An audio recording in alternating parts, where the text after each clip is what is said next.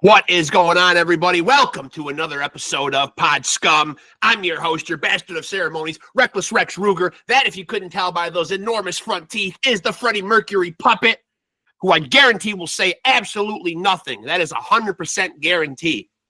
Through this whole episode, he will be a mouthful of teeth, literally and figuratively. This is Pod Scum, where all the cool kids come to chop it up with your boy, Rexx Ruger, a.k.a. Diamond David Lee Roth Jr., This is where I take a time out right here to get a look in the mirror and enjoy the view. And when I need a little help with the view, which ain't often, right there, kids, get it, use it.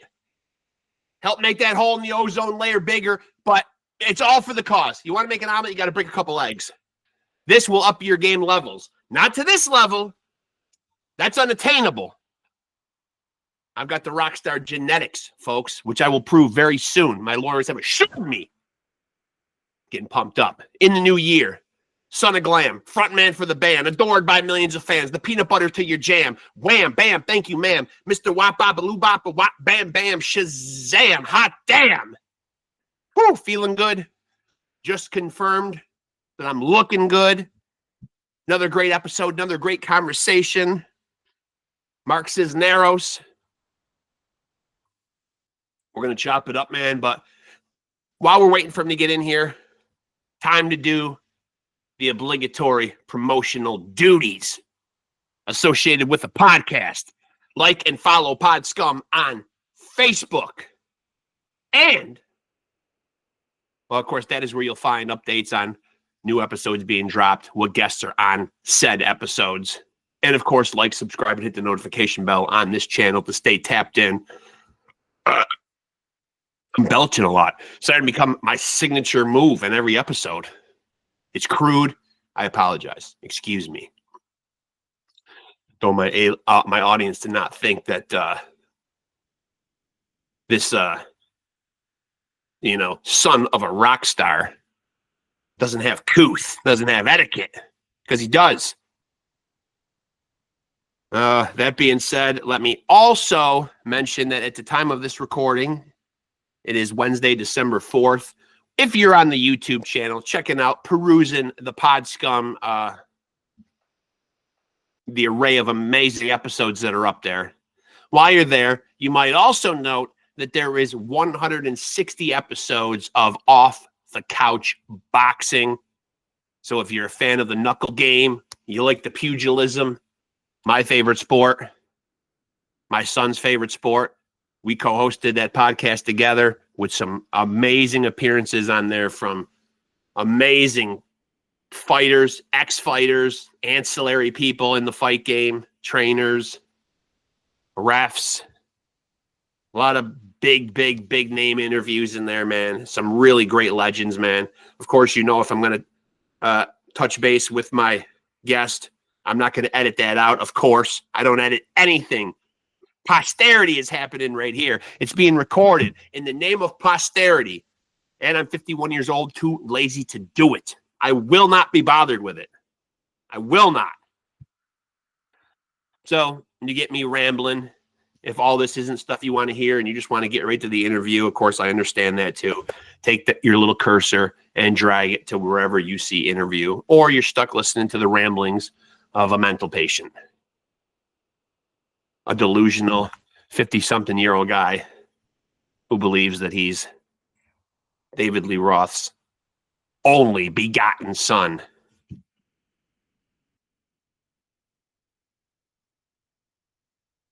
And, of course, texting, touching base, you see it all, folks. Nothing to hide here. No backing tracks, no slick tricks, no smoke and mirrors, no slick editing. Nada. Not here. Not on Pod Scum. It's raw. It's unfiltered. It's because of my lack of technological prowess. But still, we are where we are. And obviously where we are is another great episode. And until my guest gets in here, I will also add, since I'm on the topic of guests, my sincerest gratitude, as it is the holiday season, December 4th, 3 weeks away from Christmas. So I will say that, of course, I cannot do this amazing podcast without the multitude of great guests that come on here. And one is here right now, so I'm going to shut the fuck up, and we're going to get down to the brass tacks.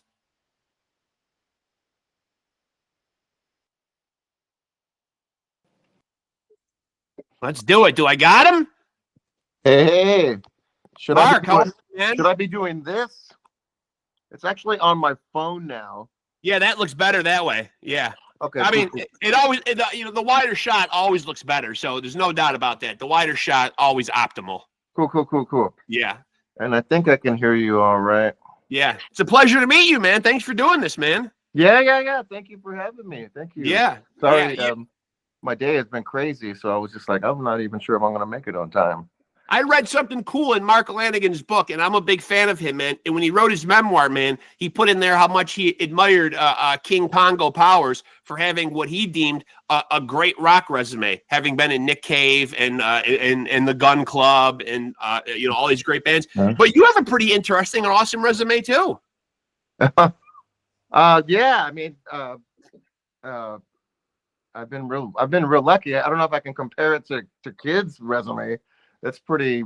Kid, but you do also work with Kid though too. Yeah. I'm very, very lucky to play with him, and Kid is amazing. He's the best resume in rock history, maybe. Yeah, Cramps. I forgot to say the Cramps. Yeah, he's got an amazing resume. So usually I go to the beginning when I start these things. So for you, was there a specific album or an artist or a song that really lit the fire for you to want to do music?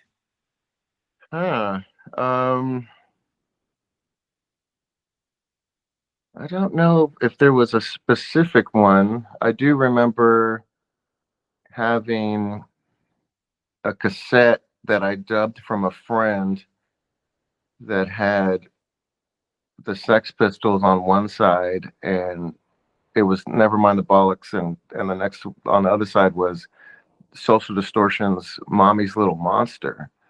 And that so it was punk rock right out of the gate. Yeah, that was my first step into that world. And in doing that was when everyone I met who was into the music and who had started listening to records and started dubbing tapes, there was already talk about, oh, like so-and-so starting a band, or so-and-so's in a band, and so-and-so played a show, and blah, blah, blah, blah, blah. And it's like, and I was not used to that at all. But once I stepped foot into that world, it all of a sudden just became like the norm. It was real. Right. And right now you're involved in some really cool projects. I mentioned Kid Congo and the Pink Monkey Birds, Hammered Hulls, still doing the makeup. We played earlier this year. We did some shows, and hopefully we'll do more next year, but I haven't heard yet. And then DEMONAS. Yeah, DEMONAS. We just put out a new record on Friday. Yeah, literally a week old. Yeah, not even. That's crazy. A week old. Yeah, now that's an interesting project, man. I guess I'll start there and I'll dig in there, man. Just randomly out of the projects, man. How do you get together with those guys? There's an interesting sound going on there for sure. With DEMONAS? Yeah. Well, we all live in DC, and we're all friends, and we just get together. And when it started, we would just get together and jam, and then we would record on our phones the jams, and then revisit them and figure out what we wanted to work with or turn into songs. And then and that it kind of just came out of that. Nowadays, Paul will come in with an idea, or I'll come in with an idea, or Jackie will come in with an idea, and then we just build from there. What's the creative process like when you're going to create music, man? Like, are you, you lock yourself away and create music, or ideas just coming to you throughout the day at any given time? Yeah, they just kind of come, and I think it's all in my life. I think it's been about trying to capture that when you're thinking about it, and having these phones where you can record voice memos and stuff. That's been a huge help with that. Yeah, I can imagine. Yeah, so if there's an idea, then I'll just put it on my phone, or usually if I, pick up a guitar, I'll start just kind of playing around, and then if something happens, I'll just record that. And I feel like a lot of songs got lost without that ability to record them right away. And now, where do you stand on touring? I talking to as many musicians on here as I do. Obviously, with the record industry having changed so much, that's a big part of trying to make revenue and trying to get the music out there is touring and selling merchandise. But do you still like that part of the business? Because a lot of times, man, you get older, man, you don't want to travel as much. You don't want to be away from comfort. I know, yeah. I mean, it's necessary, It but I do enjoy it, and the music that I'm making with these friends of mine in these groups, where to play it live is something else. That's the experience, and it's really all about that. I think Sonny Rollins once said that he just made records just to get people into the clubs. Right, right. And so you do play multiple instruments, though, correct? Like, do you? But do you identify with one as your main instrument?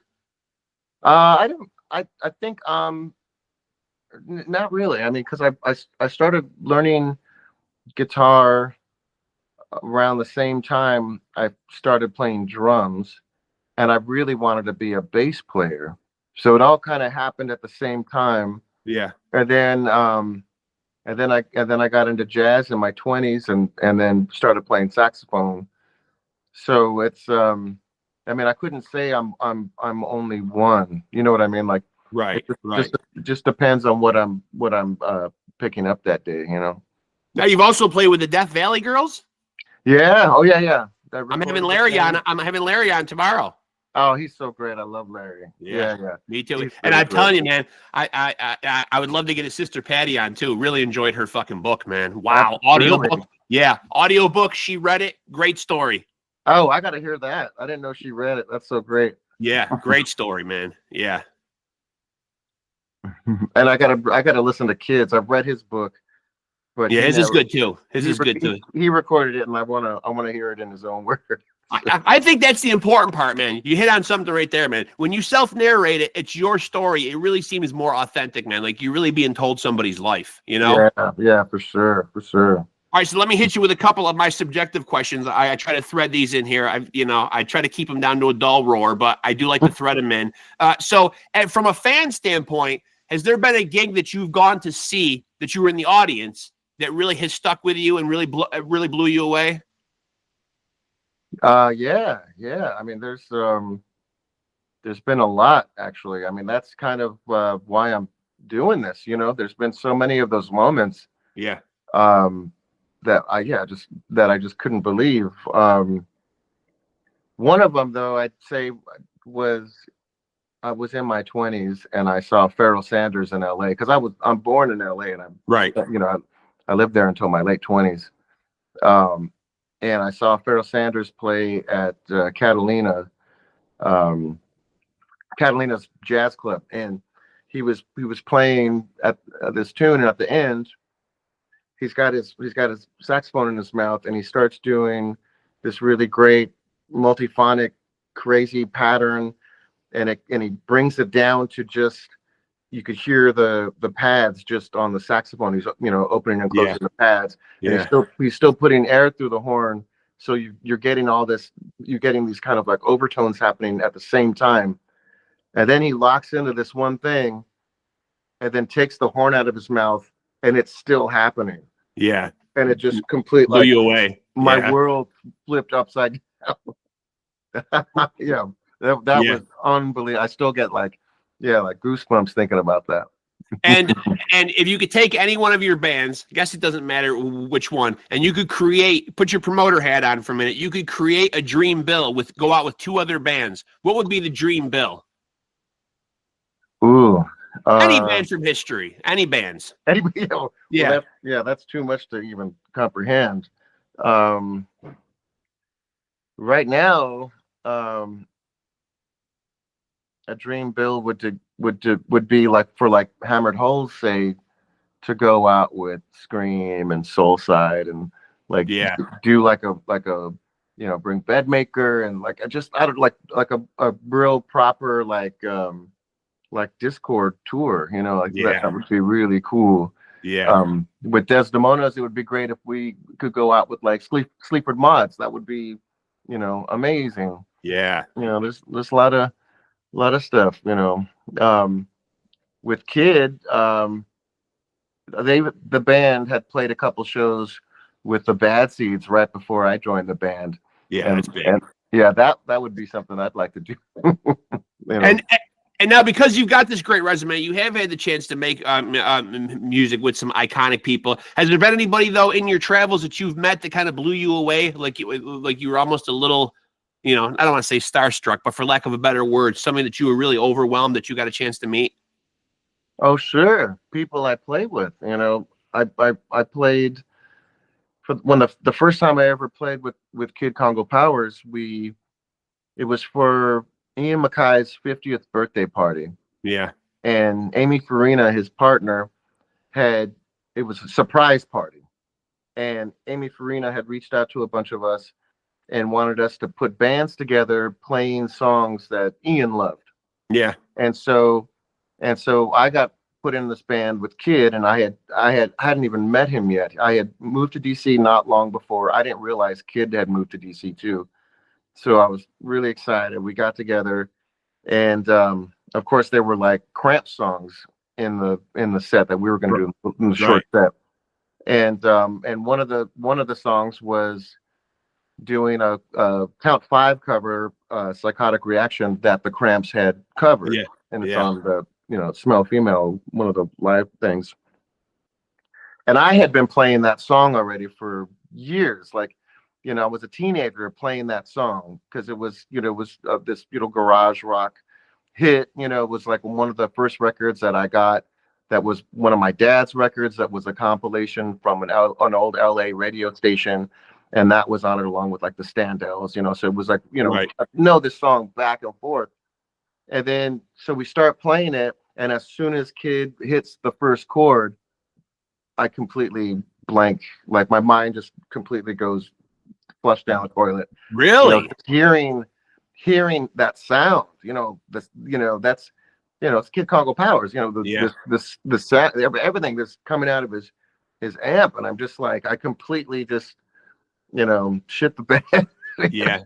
But luckily this was at a at a practice, but that was one of those moments where I was like, I can't believe I'm here. And so let me take all these projects one by one, and maybe you can tell everybody what's coming up into 2025. So what is going on with King Congo we'll start there, in the Pink Monkey Birds? Well, we just had a new record come out. Very recently as well. Sometime I think over the summer, right? Yep. In the summer. Yeah. And My Delicious Vice, for people that might want to know. Yeah. That Delicious Vice. That Delicious Vice. I'm sorry. Thank you. Yeah. And we did some touring already. We went to Europe and the UK, and we did a bunch of stuff in the States. And right now, I don't know what we're gonna do. We just made a video for the next single, and we'll see what happens in 2025. I would imagine we'll play some more, but we'll see what. Well, I don't know how active he is on social media, but I've reached out, man. That's certainly one on the bucket list for me too, to have Kid Congo on here. So yeah, for sure. I'll keep trying. Yeah, hopefully he'll see this. He's super busy right now with his book and all and the new record, and he's got a bunch of projects that he's been working on and recorded, and new records that are going to come out. I know next year he's got, I think, at least 2 records aside from the Monkey Birds that's coming out.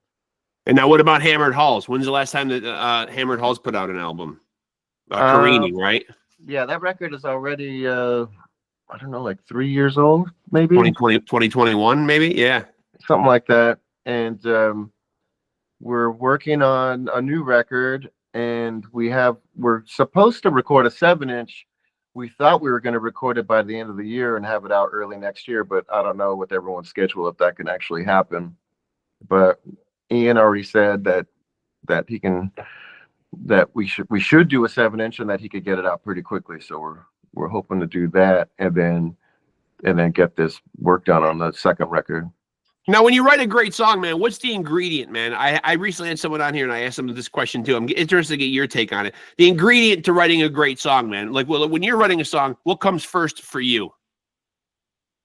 I mean, I don't know. If I knew the ingredient, I would I'd be doing it all the time, you know. Yeah. And sharing the wealth.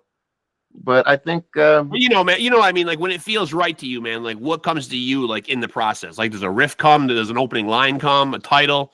Well, I don't write a lot of lyrics. I've helped out with lyrics with singers that I work with. I do come up with titles a lot. But usually it's like the basic parts of the song, you know, like if it's on guitar, then it's a riff, and then it'll be one of those things where it happens and I'll be like, oh yeah, wow, like this is something I want to finish, this is something I want to work on, and then you start working on it, and usually, I mean, sometimes it just happens really fast. It just, within just a matter of minutes, like it'd be like 30 minutes and you're done with the song that, people will be like, that song means so much to me and blah, blah, blah, blah, blah. And it's like incredible. And you're like, I'm a believer of that, this stuff isn't ours. We're just kind of like, we're channeling it, right. It's something else, and renting it for a little while. absolutely, yeah. For a short one, borrowing maybe. Yeah. I think it's just, we get tapped into something, and then it comes out. It's kind of unexplainable. And now, like I mentioned, you're involved in multiple projects. Are you somebody that just likes to stay busy rather than just put all your eggs in one basket? You see some guys are just in one band. You know what I mean? Like, being in multiple projects, is that how you scratch the creative itch? You like being like involved in multiple things? Yeah, for sure. I think it's, I'm of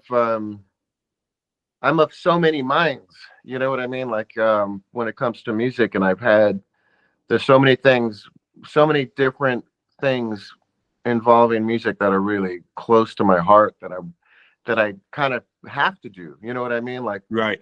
It's just like, with the Hammered Hole stuff, that's some stuff that I wanted to do for so long. And there's some stuff there were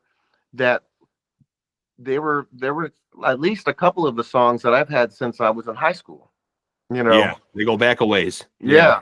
And there's some stuff that I've always wanted to do, and I think with the projects I have now, and it's really it's kind of scratching all the itches.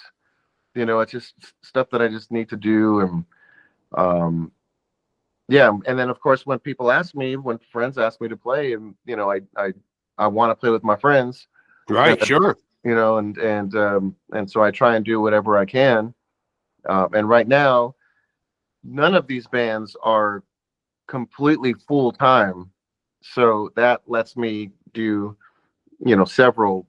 It's a nice luxury. Yeah, exactly. It is. Yeah, and obviously the industry changing so much, people's attention span not being what it once was. Is it an LP world, or does it make more sense when you're releasing music? Is it an EP world, a singles world? Like, where do you stand on that? Still like full length albums?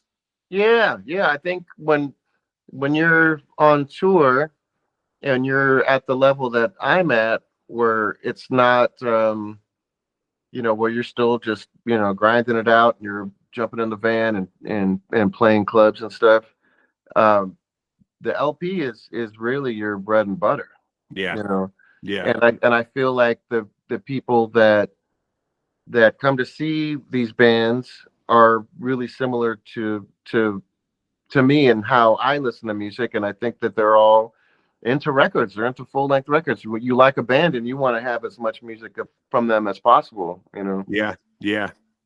It's kind of sad, man, that people just sometimes don't want to just drop the needle and just go for the experience. I mean, that's how it used to be. I mean, like now it feels like people are just going around and just picking tracks, and like nobody takes the whole immersive experience. I know. I mean, I feel like that's kind of the prevalent thing right now, and with streaming and stuff, I feel that people just kind of like they know a bunch of different songs by a bunch of different bands, but that's pretty much where they stay, and which is Yeah. fine, which is also fine. That's cool if that's how you listen to music. I mean, as long as people are listening to music, that's great. Yeah. Because Yeah. I can see it happening soon where music doesn't mean that much, in our lives. It's kind of losing its importance for a lot of people, maybe. What about the streaming platforms, man? The industry kind of seems like, at least, that they kind of saw this coming on down the pike. Is there a way that this could have been like avoided or made more profitable for the artists? Well, sure. I think with the whole thing with Napster and all that, they really kind of shot themselves in the foot. Yeah. Instead of embracing it, they really went after it, and then and then and then the backlash from everyone and people in a place to create these, like, file sharing sites. They took a run at it, and then Yeah. that Yeah. was that was the end.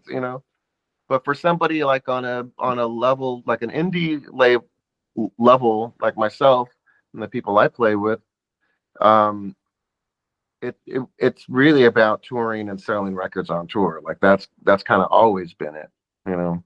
Is there anybody out there that you would like to create music with, or do you have any projects in your mind with a band or solo? Otherwise, anything that you want to do that you haven't done? Like, I know you mentioned earlier that you got into jazz for a while. Any albums that are a departure from what people would imagine you doing? Yeah, there's a lot of people a lot of people, and including friends that I would like to record with and make music with. And I think that there's a lot of stuff that I'd like to do in that I wouldn't say genre, but playing the horns, saxophone, and writing for that Yeah. side of me. I've got a lot of music that I've written, and that, and like extended suites and stuff that I would like to do at some point. But it's just hard to get that underway, because it's one of those things where it's not as easy as being in a punk band and getting everybody together, and then it's like, Right. okay, let's hit the road. Yeah, that's a little easier. All right, so let me hit you with another subjective one. If I were to take you and drop you on a desert island and you can only take one album, what would the desert island album be? Oh, man. I don't think you'll have that hard of a time with this. I feel like you're a guy that knows what you like, man, and you've got a definitive answer on this. You're gonna come through in spades. Well, if I was I've thought about that before. If I was on a desert island, it probably meant that I had not long to live. Yeah. So I'd probably spend the time trying to make peace with the universe, and get ready. So you wouldn't even need music. Yeah, well, I mean, I would probably take like an Alice Coltrane record, listen to that on repeat until I transitions, or I Love Supreme from John Coltrane, something like that. That's the soundtrack to you reckoning with the universe. Yeah, for sure. That's gonna help. That's gonna help me get there. Now,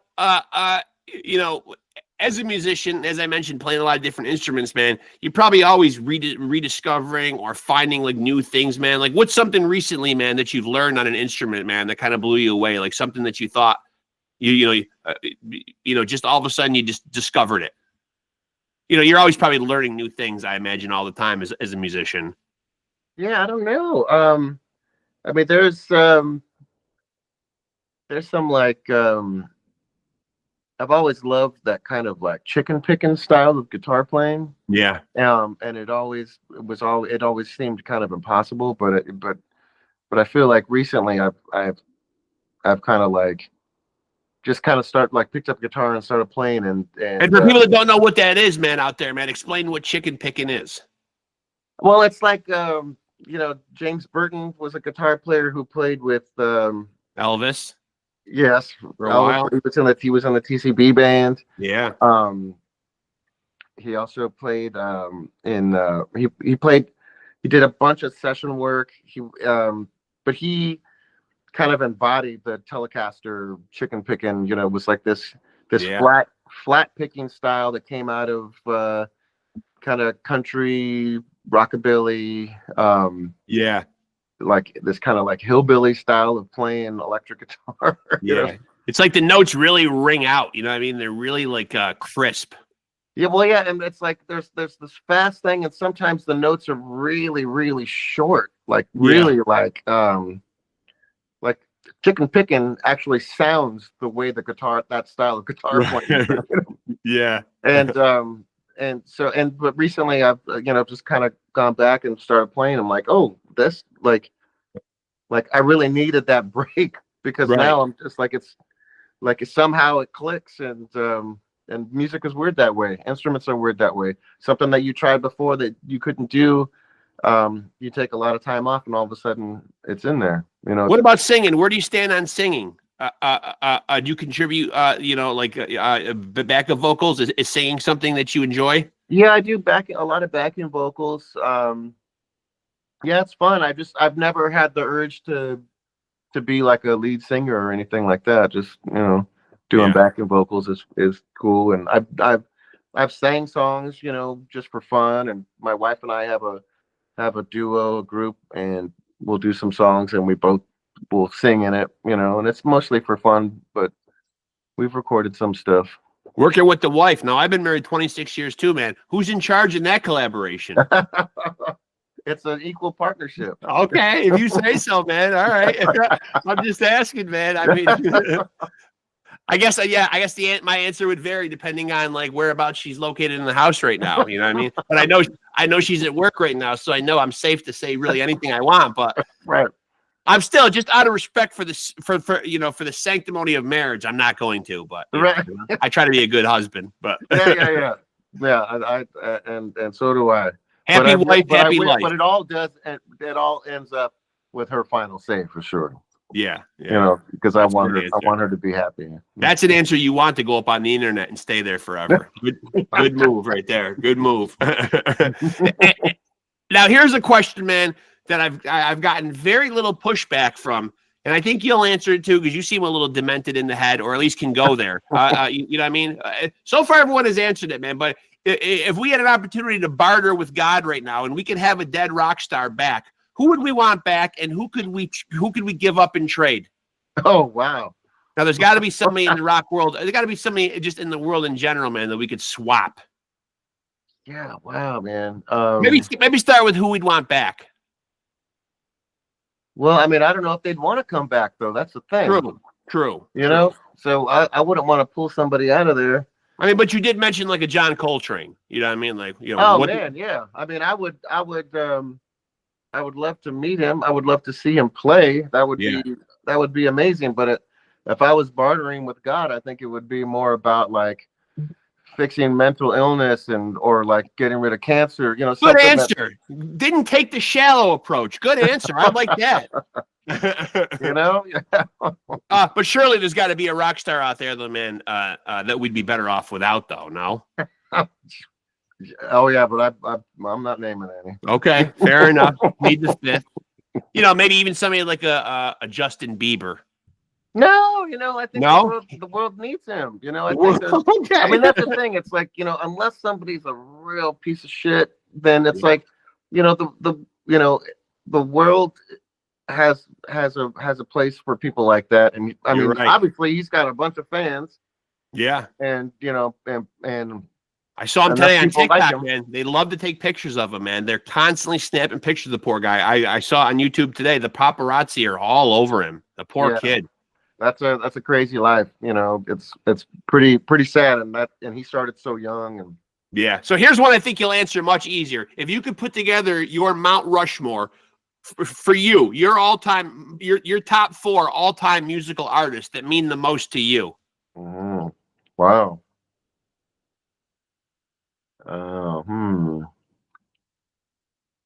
Well, I mean, and for people out there wobbly on their geography, I wouldn't want to leave anybody out. But John and Alice Coltrane, Sun Ra, Mike Watt. Well, see, now I can't. I'm in this crazy. I mean, not that I don't even know if they'd see this, but It's a very eclectic Mount Rushmore, though. it's an eclectic Mount Rushmore, and I've been really fortunate to know and to have met a lot of my heroes.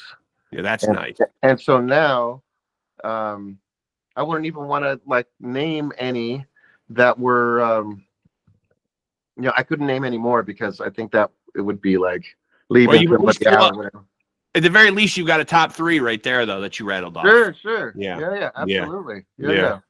And so if you're listening to music around the house, and I don't know, is that something that you do if you're puttering around the house or whatever? If you're not creating, do you listen to music? Oh yeah, all the time. And what are your listening trends like? Are you able to find, new interesting music that excites you, or do you kind of fall back on your staples, your favorites? I fall back on my staples a lot. Yeah, but my staples at this point is a pretty vast, area. Yeah. And I can, and it's going between lots of different types of music. But new music, I really love, like there's a lot of new bands that I discovered through playing, like going on tour and talking to friends and family and people that I know out, around on the road, or bands that will play with the bands that I'm playing in. And that's huge. That's huge in discovering new music. If I didn't have that, I don't know how I would discover new music.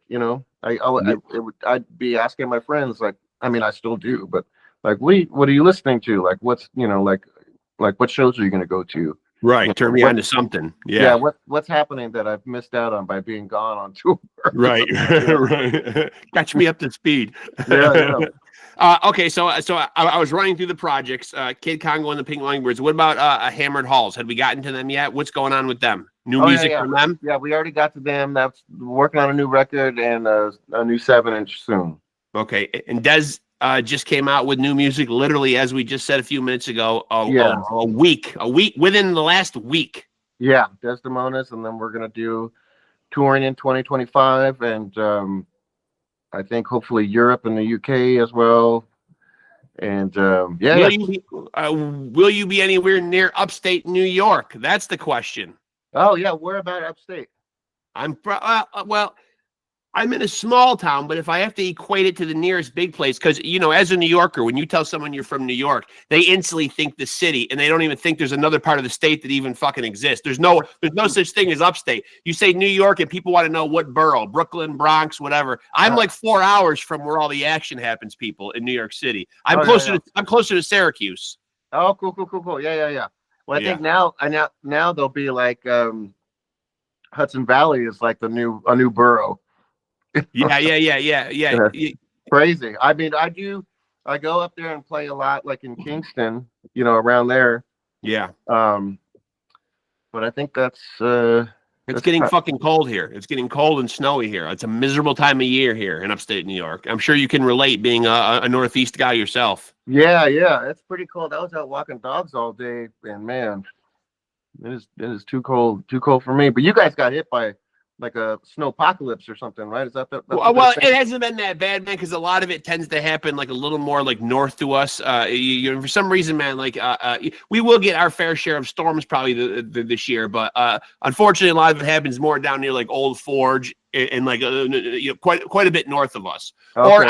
or like west out Buffalo way. Buffalo gets hit pretty hard. Oh yeah, for sure. But I'm like 4 hours from Buffalo. I'm kind of like, central New York, so I'm literally smack dab in the center, like 4 hours from the end of the state in the city, and 4 hours from Buffalo. So it literally is the middle of the state.